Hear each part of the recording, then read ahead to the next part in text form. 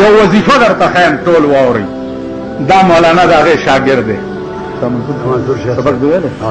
دا د هغه شاګرد دی. د شاه منصور مولانا صاحب یو لوی ولی د زمانې و. تاسو وایي روټۍ پسې مونږ منډې وو که نه؟ زه ورغلم چې ثوابی ته به لاړم چې د ده قدم بوسي به مې نه وه کړې نو تلم به نه. ورغلم مالجي دعا راته وکړئ.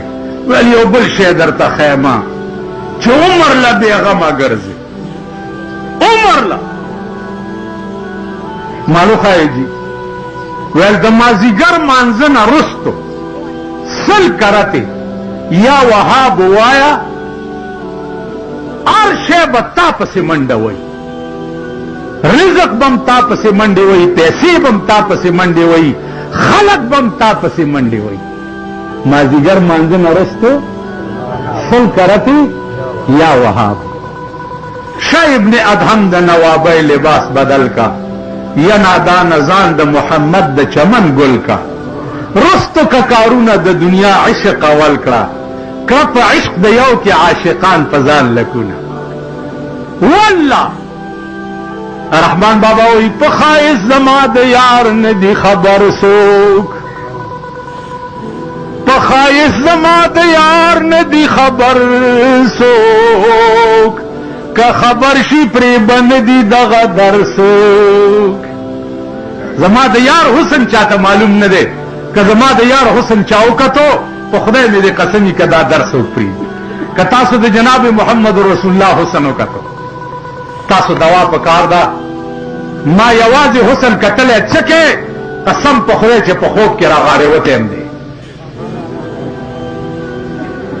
دا زما استاد مولانا عبداللطیف صاحب د ډبګرۍ د کوټې په دروازه کې ولاړو او ده به اجازت کوله خلکو ته چې زه دننه لاړ شئ.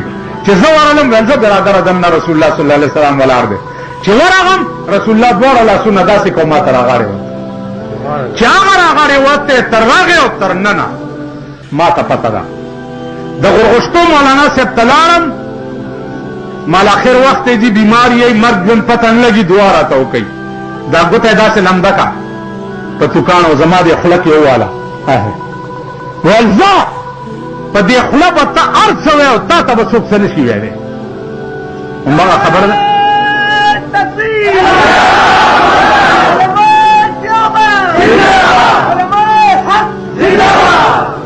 پاکستان کې د حق او د ناحق پته نه لګي.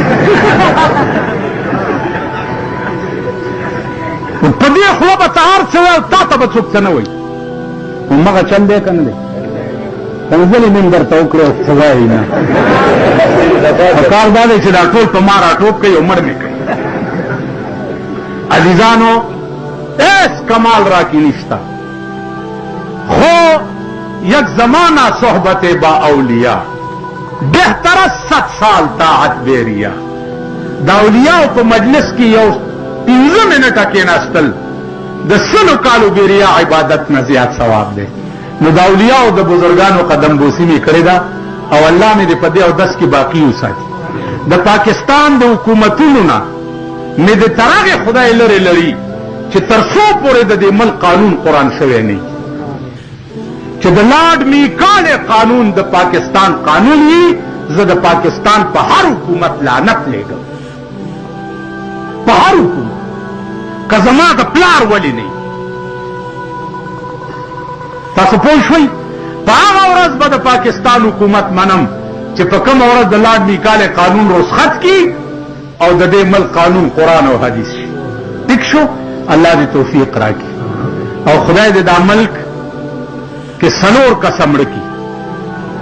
څلور مولیان، پیران، سرمایه‌دار او لیډران. دا څلور د خدای مړه کړي. دا ملک بینه د سړي د زامنو ملک. د لیډرانو جنګ د حکومت سره په ایمان یې په ټپي کوي چې ته کوش او ټپي مال راکړه. هر یو وایي چې زما د دعای شملې خوږې دي، اگر که د 100 کالو شملې ولې نه وي. نو زما عزیزانو اوس یو خبره ورته کوم. کوم خلک چې د چا بدي شي د هغې مخ ته ګوري، ما ته ګورئ هلکه، څوک چې د چا بدي شي د هغې مخ ته ګوري، نه ټول وایي لاس اوچت کوي څوک چې د چا بدي شي د هغه مخ ته نه ګوري. شیعه هم بدي شي که نه ټیک ده، ټول به اوس داسې وځئ، دې خوا به نه ځئ او نه به مخونو ته ګورئ.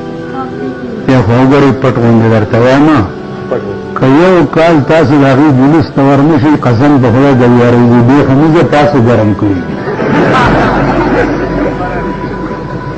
ټیک شو، ټول به کم خوا ځئ، کم خوا دعا وکئ.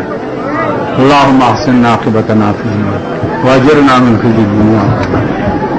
صلی الله تعالی علی